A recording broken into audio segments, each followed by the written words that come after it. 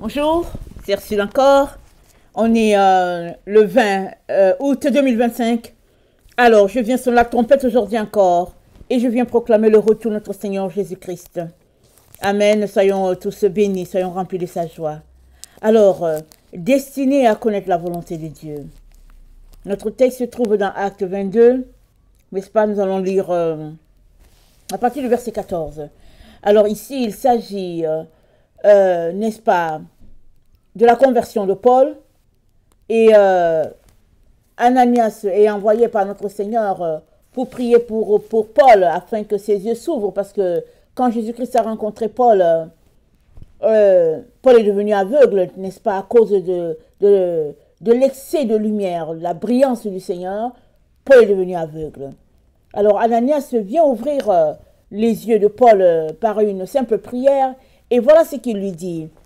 Dans Acte 22, le verset 14, il lui dit: le Dieu de nos pères t'a destiné à connaître sa volonté, à voir le juste et à entendre les paroles de sa bouche, car tu lui serviras de témoin auprès de tous les hommes des choses que tu as vues et entendues. Et maintenant, que tardes-tu? Lève-toi, sois baptisé et lavé de tes péchés en invoquant le nom du Seigneur. Amen. Alors, Ananias dit à Paul ce que le Saint-Esprit lui a donné de dire. Et ces mêmes paroles que le Saint-Esprit a données à Ananias pour Paul, c'est les mêmes paroles que le Seigneur a pour nous. Qu'est-ce que les paroles disent? Le Dieu de nos pères t'a destiné à connaître sa volonté, à voir le juste et à entendre les paroles de sa bouche, car tu lui serviras de témoin auprès de tous les hommes des choses que tu as vues et entendues. Toi et moi, n'est-ce pas, sommes destinés à connaître la volonté, de Dieu, tout comme Paul a été destiné. Dieu ne fait exception de personne. Une fois que tu lui donnes ta vie, n'est-ce pas, sa volonté, n'est-ce pas, c'est de te révéler qu'est-ce que Dieu a en réserve pour toi, afin que tu puisses, n'est-ce pas, accomplir parfaitement et totalement ce que Dieu a pour toi. Alors, ce n'est pas un privilège juste pour certaines personnes, ou bien pour certaines catégories de chrétiens. C'était le message de Jésus-Christ déjà quand il partait. Dans Acte 1, le verset 8, alors qu'ils étaient tous rassemblés pour dire au revoir à Jésus au niveau du mont, n'est-ce pas? Je pense que c'est le mont des Oliviers. Jésus-Christ, n'est-ce pas, était en train de leur parler quand une nuée est venue, n'est-ce pas, le séparer de ses disciples. Et voici ces dernières paroles. Acte 1, le verset 8. Mais vous recevrez une puissance, le Saint-Esprit survenant sur vous, et vous serez mes témoins, à Jérusalem, dans toute la Judée, dans la Samarie, et jusqu'aux extrémités de la terre. Après cela, il fut élevé, pendant qu'ils le regardaient, et une nuée le déroba à leurs yeux. Et comme ils avaient les regards fixés sur le ciel, pendant qu'ils s'en allaient, voici deux hommes vêtus de blanc leur apparurent, et dirent: Hommes galiléens, pourquoi vous arrêtez-vous à regarder au ciel? Ce Jésus qui a été enlevé au ciel du milieu de vous reviendra de la même manière que vous l'avez vu allant au ciel. Alors, ils retournèrent à Jérusalem, de la montagne appelée les Oliviers, qui est près de Jérusalem, et à la distance d'un chemin de sabbat. Quand il fut arrivé, ils montèrent dans la chambre haute où ils se tenaient d'ordinaire. Et tous les disciples sont cités. Maintenant, y compris, n'est-ce pas, la mère du Seigneur, ses frères, et puis les autres frères, n'est-ce pas, de Jésus. Finalement, tout le monde était rejoint. La famille de Jésus, les apôtres, ils étaient finalement ensemble et puis ils priaient.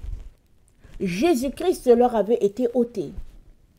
Alors si la famille, n'est-ce pas, ne venait pas souvent quand Jésus-Christ allait prêcher, n'est-ce pas, cette fois-ci, leurs yeux avaient vu que leur frère était parti. C'est dit que, n'est-ce pas, nul n'est prophète chez soi. Alors, si les frères de Jésus avaient beaucoup de réserves, n'est-ce pas, à tout ce qui se passait, c'est dit que à la croix, n'est-ce pas, alors que Marie était là, c'était Jean qui était là. Ses frères n'étaient pas là. En tout cas, s'ils étaient là, ils n'ont pas été mentionnés. Mais Jean, le disciple, était là. Mais cette fois-ci, le jour où Jésus-Christ leur a été enlevé, ils étaient là, l'évidence est là, tout le monde était réuni et puis ils priaient. Pourquoi? Parce que leurs yeux ont vu et puis ils n'avaient plus de doute. S'ils avaient des doutes, ils n'ont plus de doute que Jésus-Christ est parti, que Jésus-Christ est effectivement qui il dit qu'il est, et puis l'évidence est là.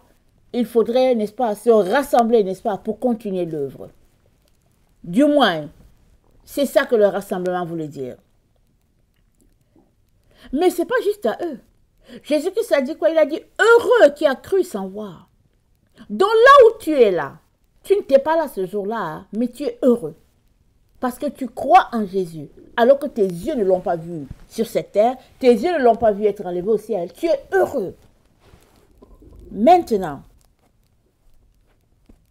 es-tu en train de faire ce que Jésus-Christ a dit qu'on devrait faire? Ces dernières paroles, c'était que, il dit, mais vous recevrez une puissance, le Saint-Esprit survenant sur vous, et vous serez mes témoins à Jérusalem, dans toute la Judée, dans la Samarie, jusqu'aux extrémités de la terre.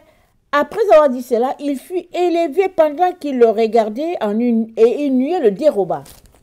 Dans les dernières paroles de Jésus-Christ à ses disciples, c'était son testament. C'était son testament. Quand on regarde la vie de Jésus, il y a des étapes et des étapes. On pourrait dire qu'à Gethsemane, il a aussi donné des paroles testamentaires. Il a dit, mais vous dormez? Réveillez-vous et priez. Parce que la chair est faible. Priez afin que vous n'entrez pas dans la tentation. Ça, c'était à Gethsemane. À Golgotha, il a donné les 7 paroles. Ces 7 paroles, il a donné ça à la croix. Et la dernière, il avait dit, tout est accompli. Ça, c'était à la croix. 7 paroles testamentaires. Maintenant, une autre. Alors, on ne peut pas dire que c'est un testament, parce qu'on parle juste du testament quand la personne est en train de mourir. Mais, Jésus-Christ n'était pas en train de mourir, mais il serait enlevé à ses disciples.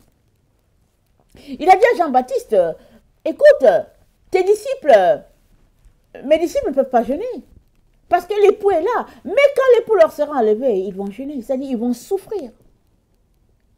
Alors, ces paroles de Jésus, n'est-ce pas, hein, étaient les dernières qui étaient là. Vous serez mes témoins de Jérusalem, de la Samarie, jusqu'aux extrémités de la terre, vous serez mes témoins. Après que cette puissance-là va venir sur vous, vous serez mes témoins. Et nous savons que le Saint-Esprit est venu. Il est là sur la terre. Il n'a pas été retiré. Le Saint-Esprit est là. Il est en toi. Ce n'est pas parce que tu ne le sens pas qu'il n'est pas là. La question que tu devrais te poser, c'est est-ce que tu le laisses travailler en toi? Est-ce que tu laisses le Saint-Esprit s'exprimer? Il y a des gens qui ont bloqué le Saint-Esprit, ils lui ont fermé la porte, ils ont dit que non, lui, il ne parle pas. Je ne le laisse pas s'exprimer. Je donne ma vie à Jésus, alléluia, amen, ça s'arrête là. Il le Saint-Esprit, n'est-ce pas? Le Saint-Esprit donc est venu avec une certaine force, n'est-ce pas? La première fois de son expérience sur la terre, n'est-ce pas, dans un groupe donné. Parce que Jésus-Christ avait pleinement le Saint-Esprit, sa mère aussi. Certaines personnes l'avaient, comme la prophétesse Anne, comme le prophète Siméon. Il y avait des personnes qui avaient le Saint-Esprit. Le roi David avait le Saint-Esprit. Amen. Alors le Saint-Esprit était reposé sur certaines personnes. Mais avec la venue de Jésus-Christ et son départ, son retour au Père, le Saint-Esprit, pardon, a été accordé, n'est-ce pas, pleinement pour tous les enfants de Dieu. Donc, une fois que tu donnes ta vie à Jésus-Christ, c'est par le Saint-Esprit que tu donnes ta vie. Tu ne donnes pas ta vie à Jésus par un autre esprit. Parce que c'est dit que nul ne peut dire qu'il est enfant de Dieu s'il n'a pas le Saint-Esprit. Nul ne peut confesser Jésus-Christ s'il n'a pas le Saint-Esprit. Donc, le Saint-Esprit est pleinement en toi. Mais qu'est-ce qui fait qu'il ne s'exprime pas? Soit tu l'as bloqué, n'est-ce pas? Tu ne veux pas qu'il s'exprime. Pour X raisons, souvent c'est l'ignorance, souvent c'est un mauvais enseignement qu'on a reçu. Souvent on s'imagine, n'est-ce pas, que si le Saint-Esprit est là, il va nous faire des choses bizarres. Alors on se dit, ok, je ne veux pas des choses bizarres. Mais Dieu est calme, il est doux. Amen. Il est calme, il est doux, notre Dieu. Alors, de quoi as-tu peur? Maintenant, si le Saint-Esprit vient et qu'il vient avec un bruit, c'est lui qui décide. Le jour qu'il est descendu sur la terre, il y avait un bruit, les gens ont accouru parce que Dieu a voulu que ce soit comme ça. Maintenant qu'il est là sur la terre, n'est-ce pas, il s'exprime différemment selon le vécu de chacun. Ton expérience avec le Saint-Esprit n'est pas la même expérience que celui de l'autre. Chacun a des expériences différentes, n'est-ce pas, selon le Saint-Esprit. Mais il ne vient pas pour te nuire, il vient pour t'aider à faire l'œuvre de Dieu. Tant que le Saint-Esprit n'est pas en train de se mouvoir en toi ou bien dans l'œuvre de Dieu ne peut pas avancer. Parce qu'on ne peut pas faire l'œuvre de Dieu dans la chair. Ce n'est que par l'Esprit de Dieu que la parole de Dieu est prêchée. Ce n'est pas par la chair. Donc, tous ceux-là qui ont des retenues par rapport au Saint-Esprit, n'est-ce pas? Changez, n'est-ce pas, votre eau. Amen. Il est important de changer votre eau et d'aller en parler avec Dieu pour dire, j'aimerais bien faire mon œuvre sur la terre, mais avec cette affaire du Saint-Esprit, ça me dérange. Parle-en au Père. Dis-lui que ça te dérange. Et il va te donner l'assurance que tu as besoin pour annoncer la parole de Dieu, n'est-ce pas, avec puissance et autorité. Parce que le Saint-Esprit ne vient pas pour parler de lui-même, il vient pour parler du Père, il vient pour parler du Fils. Et l'œuvre de Dieu a besoin d'avancer. Amen. L'œuvre de Dieu a besoin d'avancer. Donc tu ne peux pas rester sur tes principes, sur tes valeurs, bloquant l'œuvre de Dieu et puis être satisfait. Ce n'est pas toi qui gères ta vie, c'est l'Esprit de Dieu qui gère ta vie. Et c'est dit que c'est le Saint-Esprit qui distribue les différents dons et puis il le donne comme il le veut, selon son bon vouloir. Alors, ce n'est pas toi qui décides, qui dit au Saint-Esprit, moi, j'aimerais le don de guérison. Si tu veux me donner un don, donne-moi le don de guérison, ne me donne pas le don du parler en langue. Ce n'est pas toi qui décides. C'est le Saint-Esprit qui attribue à chacun le don que Dieu a pour lui en fonction de l'appel que Dieu a pour la personne. Alors, il vient pour que nous soyons témoins de Dieu, n'est-ce pas? Et que nous puissions parler de Dieu à toutes les personnes que nous allons rencontrer. Que Dieu va mettre sur notre chemin. Le Saint-Esprit est là pour que nous puissions parler de Dieu à ces personnes afin qu'eux aussi ils se convertissent. Alors Jésus-Christ te dit que tu es heureux. Tu n'étais pas le jour de la Pentecôte où l'Esprit s'est exprimé d'une manière spéciale, mais te voilà qui croit au Saint-Esprit, qui croit que le Saint-Esprit a été donné et que c'est pour l'œuvre. Te voilà, tu es heureux, dit le Seigneur. Il dit, heureux ceux qui ont cru sans avoir vu. Maintenant, au verset 16, voilà ce que le Seigneur Jésus-Christ, n'est-ce pas, dit à Paul, acte 22, le verset 16. Il lui dit, maintenant, que tardes-tu? Lève-toi, sois baptisé et lave de tes péchés en invoquant le nom du Seigneur. Maintenant, que tardes-tu? Alors tu peux dire, ok, moi j'ai déjà fait tout ça. Je suis baptisé au nom du Seigneur et puis je suis blanchi de mes péchés et j'invoque le nom du Seigneur, voilà, je suis zélé pour le Seigneur, tu peux dire que oui, moi je fais ça parce que je ne suis pas en train de tarder. Je suis en train de faire l'œuvre de Dieu, je ne suis pas en train de tarder. Maintenant, n'est-ce pas, au verset, dans Acte 22, Paul nous dit ce qu'il a vécu. Quand les gens ont su que c'était celui-là, n'est-ce pas, qui les persécutait et tout, la vie de Paul était en danger. Que celui-là qui marchait avec les pharisiens s'est converti. Donc la vie de Paul était en danger. Alors le Seigneur Jésus-Christ lui dit, au verset 18, il dit, à toi, sors promptement de Jérusalem. Parce que Paul dit au Seigneur, les gens veulent me faire mourir. Le Seigneur dit, à toi, promptement, sors. Et puis, je vais t'envoyer vers les nations pour que tu sois un témoignage pour moi. À Jérusalem, le dossier de Paul était cuit. Il a marché avec les pharisiens, ils étaient ensemble dans le même groupe. Maintenant, il n'est plus avec eux. Il leur dit, c'est Jésus-Christ qui est la vérité. Eux, ils ont combattu Jésus. Les gens qui ont signé le décret de mort de Jésus, n'est-ce pas, étaient encore en fonction, les différents sacrificateurs. Et Paul, n'est-ce pas, bon, je ne vais pas dire les différents sacrificateurs, certains des sacrificateurs étaient là encore. Quelqu'un comme Gamaliel que Paul a cité. Certains étaient en vie. Donc, c'était très risqué pour Paul d'exercer le ministère à Jérusalem. Jésus-Christ lui dit, à toi, promptement. Et puis il sort de la ville. Tu seras mon témoin. Je vais t'envoyer aux extrémités. Je vais t'envoyer de l'autre côté. Comme ça, tu ne seras pas à Jérusalem. Afin que l'œuvre de Dieu ne soit pas bloquée. Amen. Et Dieu lui dit, va, je t'enverrai au loin vers les nations. Et c'est ce qui s'est passé. Paul est devenu, n'est-ce pas, l'apôtre, n'est-ce pas, des païens, œuvrant à l'extérieur de Jérusalem. Mais comment Paul a-t-il fait pour connaître la volonté de Dieu pour lui? Paul a laissé, n'est-ce pas, le Saint-Esprit prendre tout le contrôle de sa vie. Il n'a pas rechigné, il n'a pas bloqué l'œuvre de Dieu. Il a tout simplement laissé le Saint-Esprit se mouvoir en lui. Et puis, ça a donné ce que ça a donné, si bien que Paul avait expérimenté la présence du Seigneur.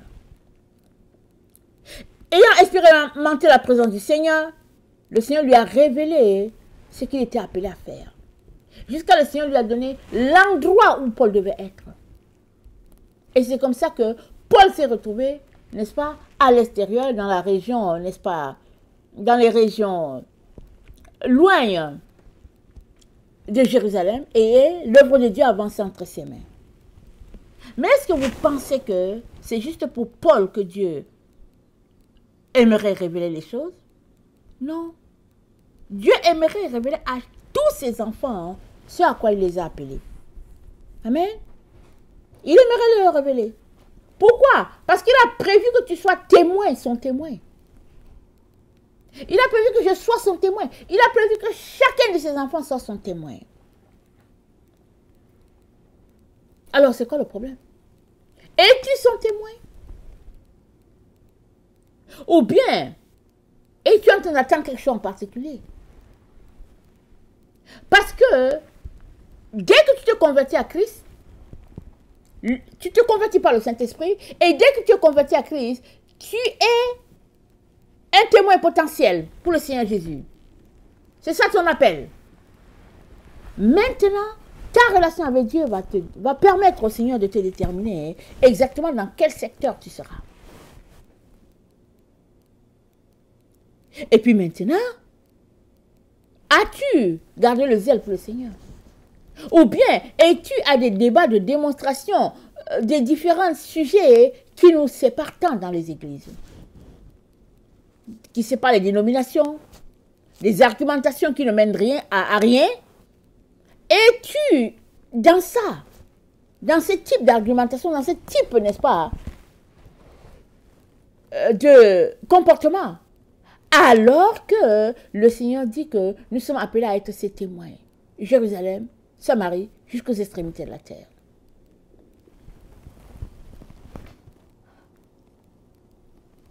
Qu'y a-t-il?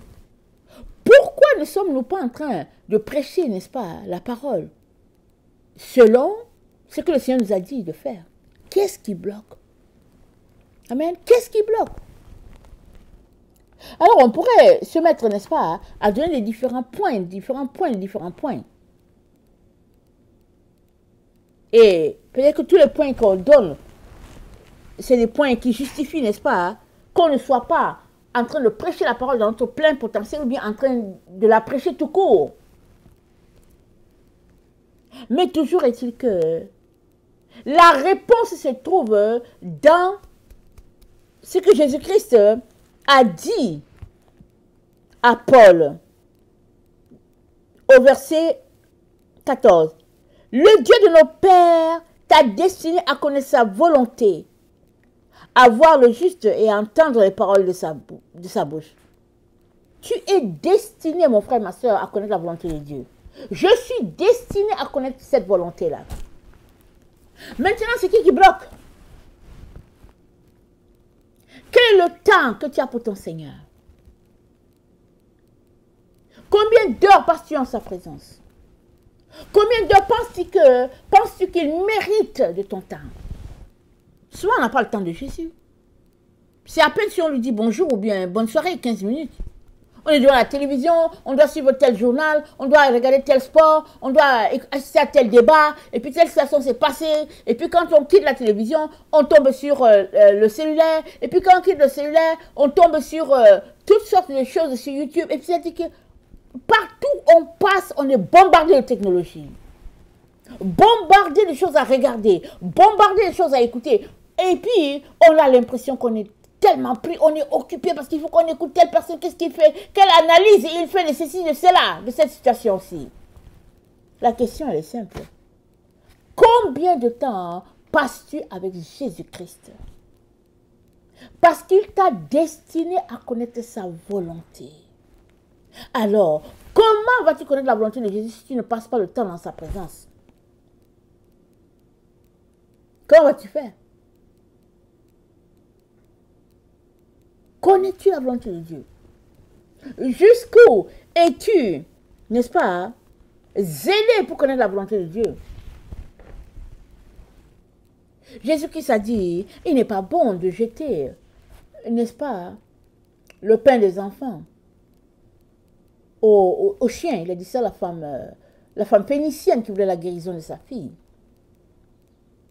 Il dit, ne jetez pas vos choses saintes au pourceau. Alors mon frère, ma soeur, comment te comportes-tu dans la maison de Dieu? Comportes-tu? Est-ce que tu te comportes comme un enfant dans la maison de Dieu, en train d'obéir à ton père, ou bien tu es en train de te comporter comme un porc? Excusez que je touche, n'est-ce pas, cet animal, mais ça, c'est quelque chose que Jésus-Christ a mentionné. Vous savez, les Israélites, n'est-ce pas, ne mangeaient pas le porc parce que c'était un animal, n'est-ce pas, impur. Et l'enfant prodigue, n'est-ce pas, même quand il a dit à son père, donne-moi ma part, qu'il est parti, c'est dit qu'il est devenu le berger des pourcins. Il s'occupait des porcs.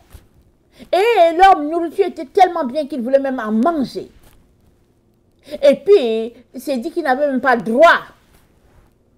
Il est tombé dans le bas de la bassesse de toutes les bassesses. Et puis, c'est là qu'il est rentré en lui pour dire, tiens, dans la maison de mon père, il y a plein de choses. Je ne suis même pas capable de manger la nourriture d'un porc. Alors que chez moi, il n'y a pas de porc dans le champ d'un Israélite. C'est là qu'il a réalisé, n'est-ce pas, tout ce qu'il avait comme valeur, tout ce que Dieu lui avait donné. Et il s'est dit qu'il est rentré en lui-même, il a dit, je retournerai vers mon père et puis je lui dirai, Père, j'ai péché contre toi, je ne suis pas digne d'être appelé ton enfant, prends-moi comme ton serviteur. C'est ça qu'il a dit. Pourquoi?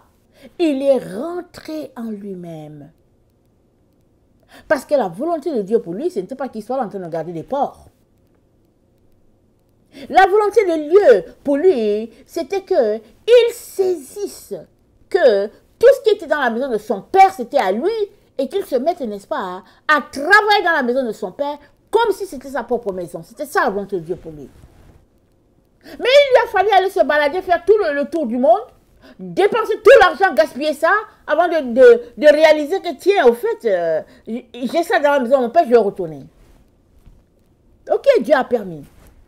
Dieu a permis que, suite à cette histoire, celui-là qui était égaré dans la famille revienne à Dieu. Dieu avait permis. Donc Dieu va te multiplier pour que tout ce qui a été dilapidé soit regagné. Amen, ça c'est notre Dieu. Alors ce jeune a dû vivre des choses, n'est-ce pas, difficiles pour expérimenter ce qu'est Dieu et réaliser que ce que Dieu avait pour lui, c'était grand, beaucoup plus grand que ce qu'il était en train de faire là. Il a réalisé la volonté de Dieu dans la galère. C'est pas ça que Dieu veut pour toi. Mais il aimerait, n'est-ce pas, que ce que tu as à faire, tu puisses le faire promptement. Que de traîner à courir après les choses qui nous distraient. Parce que chaque minute perdue, n'est-ce pas, c'est chaque âme peut-être qui a manqué de prière. Il est important que nous puissions nous arrêter, n'est-ce pas, sur les paroles de notre Dieu et assimiler ce qu'il a dit. Parce que souvent, c'est en lisant la parole de Dieu que tu vas voir que la volonté de Dieu est là, elle est tracée là, tout là, elle est là devant moi. Souvent, on est là, on dit que, oh, je prie le Seigneur, Seigneur, je me demande bien quelle est ta volonté pour moi. Seigneur, je cherche ta volonté pour moi, je cherche ta volonté pour moi. Ok, d'accord, oui, tu cherches la volonté de Dieu de manière spécifique pour toi, c'est correct. Mais, elle est dans la parole de Dieu. Elle est dans la parole de Dieu. C'est dit, Dieu, notre Père, t'a destiné à connaître sa volonté. Voici la volonté de Dieu. Il t'a destiné, mon frère, ma soeur, à connaître sa volonté. Mais qu'est-ce que tu fais pour la connaître? Amen. Qu'est-ce que tu fais? Est-ce que tu trouves les choses trop compliquées? Alors tu dis que non, mais c'est fatigant. Je peux faire vraiment faire ceci, je peux faire cela, mais je suis fatiguée, j'ai un peu de paresse, et puis, oh non, mais si, je vais un peu regarder une émission, je vais aller quand même écouter un pasteur, et puis ici. Mais qu'est-ce que tu fais pour connaître la bonté de Dieu? Paul, il était zélé pour Dieu.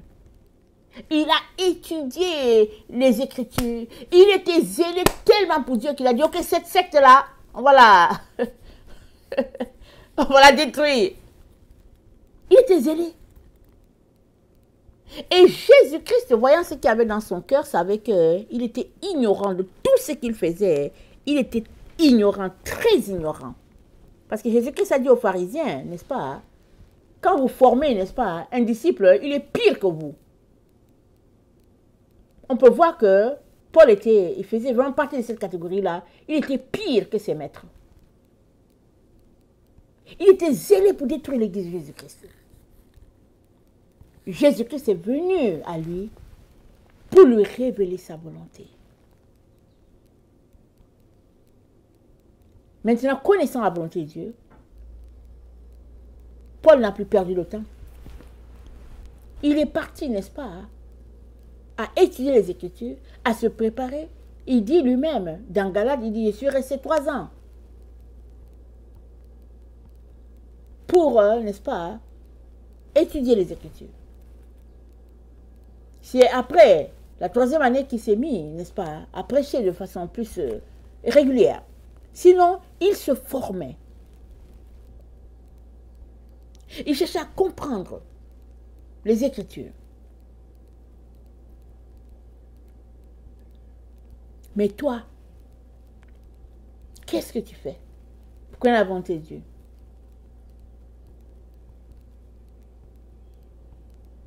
Vous savez, il n'y a rien sans souffrance. Souvent, on n'aime pas souffrir. On n'aime même pas chercher. Et on est la génération des micro-ondes. On met le riz au micro-ondes pour chauffer. Après 40 secondes, on est étonné que le riz est en train de brûler. Tu dis, hein, c'est brûlant. Micro-ondes. Tellement rapide.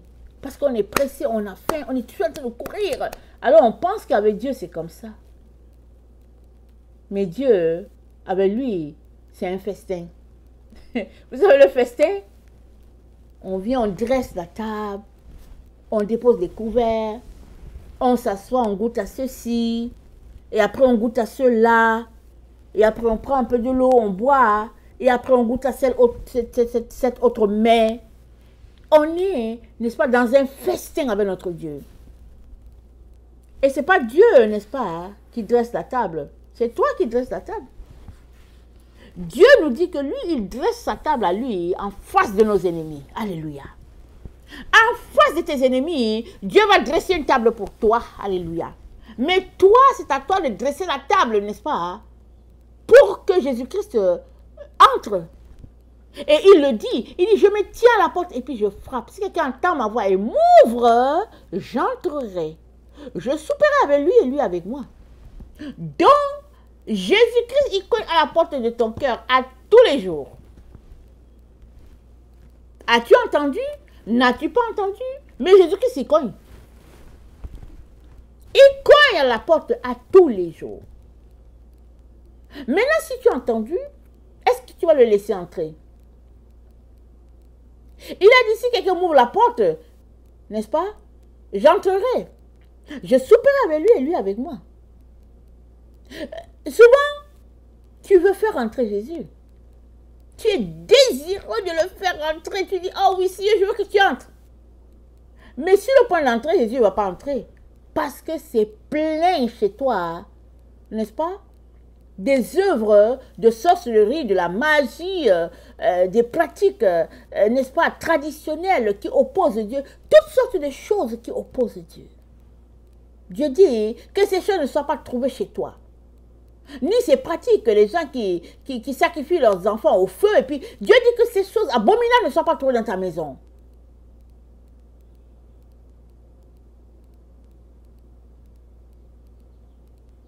Alors organise-toi. Parce que ce jour devant Dieu, Dieu va nous dire à tous, le jour qu'il était devant la porte, parce qu'il voulait nous révéler ceci, il voulait nous révéler cela, mais on n'a pas ouvert. Ou bien il était devant la porte, et puis nous, on était en train d'entrer dans la porte de Satan. Par les clics de YouTube, d'Instagram, et puis tout ça, on était là-dedans, on était pris, on voulait écouter telle histoire, on voulait connaître ceci, on voulait courir, on voulait savoir ceci. Alors que le Seigneur nous dit de nous concentrer et que ce qu'il aimerait, n'est-ce pas, c'est nous révéler sa volonté, n'est-ce pas?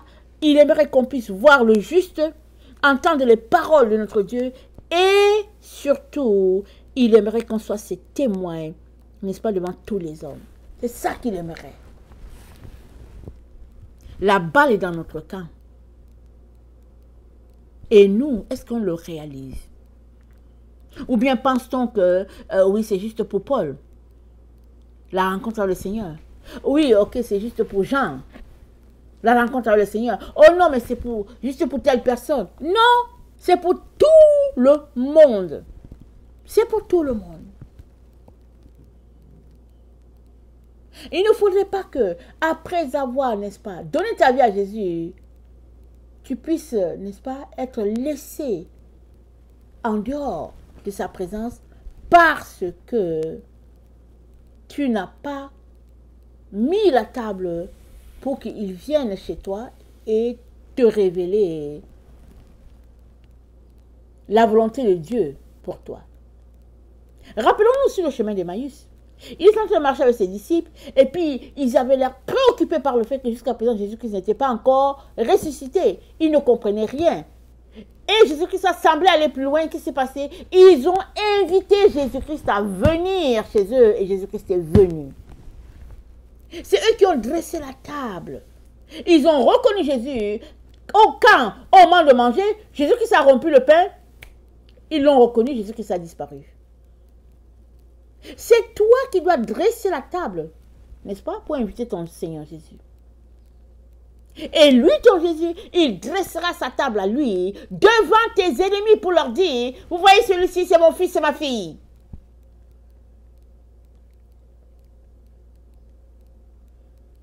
Mais jusqu'à ce que tu aies dressé ta table pour inviter Jésus, il ne pourra pas te communiquer.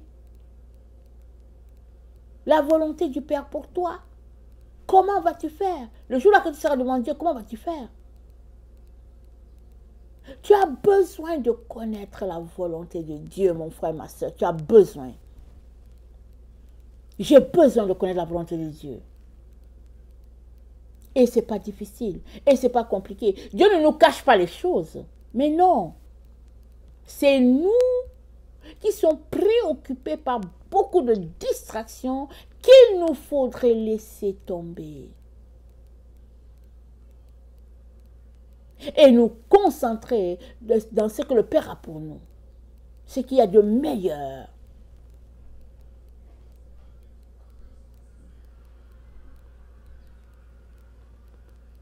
Afin que nous puissions entrer, n'est-ce pas, dans notre destinée, comme c'est dit. Le Dieu de nos pères t'a destiné à connaître sa volonté, à voir le juste, à entendre les paroles de sa bouche. Tu es destiné à connaître la volonté de Dieu. Je suis destiné à connaître la volonté de Dieu. Mes frères et sœurs, retroussons nos manches. Pas pour les travaux durs, mais pour prendre du temps avec le Seigneur. Pour le connaître mieux. Pour l'aimer. Dressons notre table. De telle sorte que quand il entrera, quand il cognera, on puisse lui ouvrir immédiatement. Et là, assis en face de lui, il nous révélera tout ce qu'on devrait savoir afin que les personnes qui nous sont assignées puissent aussi connaître la volonté de Dieu à travers nous. Amen. À travers nous. Parce que plusieurs ont connu la volonté de Dieu à travers Paul, n'est-ce pas? Même aujourd'hui encore, on est en train de découvrir tout ce que Dieu a donné à Paul, n'est-ce pas? C'est ça que Dieu aimerait aussi faire à travers tes mains pour les autres. À toi, n'est-ce pas, de sortir de toutes les préoccupations de ce monde, de sortir de toutes les distractions. À moi, n'est-ce pas, de laisser de côté toutes ces distractions-là et de laisser Dieu être pleinement Dieu dans nos vies. Amen. Que le nom de notre Dieu soit béni. Amen et alléluia.